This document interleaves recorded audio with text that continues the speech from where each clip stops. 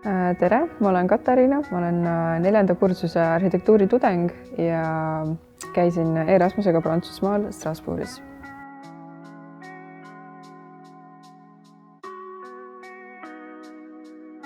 Ma arvan, et põhiliselt kujunes tudengitelt, kes tulid meile kooli sisse, et paljud neist sattusid minu kursusele ja siis me hakkasime nendega suhtlema ja niimoodi paari aasta jooksul mõtlesime teiste kursekaaslastega, et võiks ju ka minna kas või koos kuskile.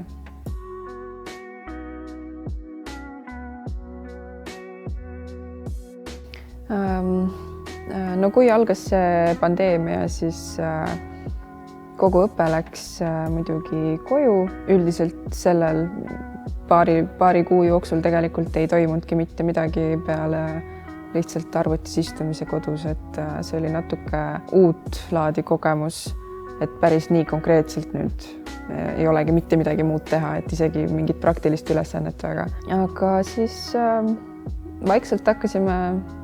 mina hakkasin sellega harjuma ja siis kui sellest üksindusest hakkas juba kuidagi täiesti siiber saama, siis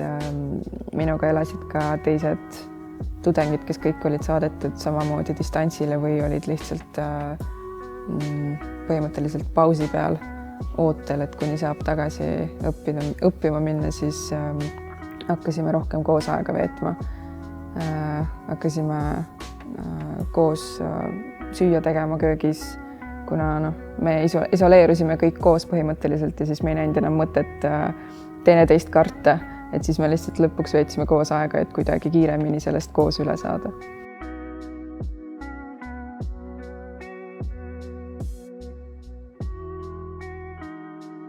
Me peamiselt, kui me kogunesime, siis meid ei olnud isegi hästi palju inimesi, et sellepärast me väga seal neid reegleid ka ei rikkunud, ma arvan, et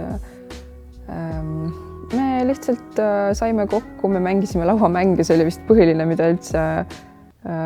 sai teha ja me pole väga ammu nii palju iga õhtu mänginud erinevaid lauamänge,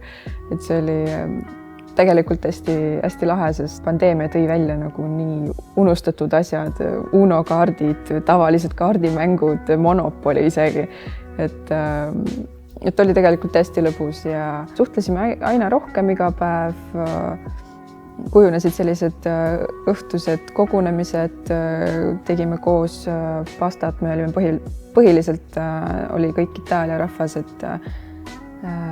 sain hästi palju uut teada kokkamise kohta, just pasta ja selliste spetsiifiliste detailideni välja lausa.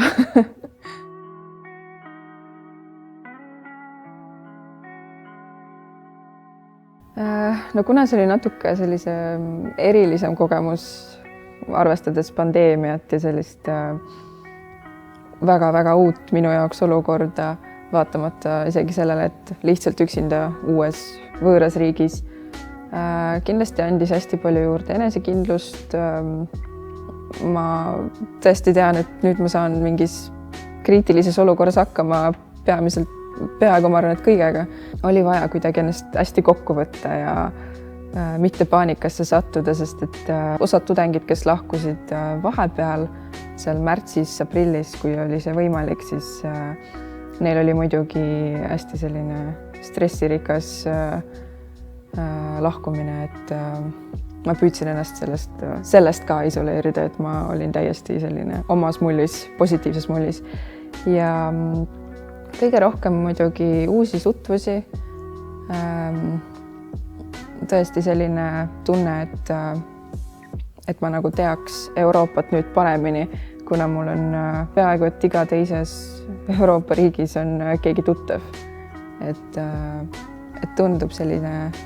palju kodusem ja ülevaatlikum nüüd, et mõtlen ükskõik mis Euroopa riigi peale ja tegelikult ka maailma peale, kas või Mehhiko või et ma juba nagu tean mingeid tudengeid, sõpru, kes seal siis elavad. Et see on tõesti hästi huvitav.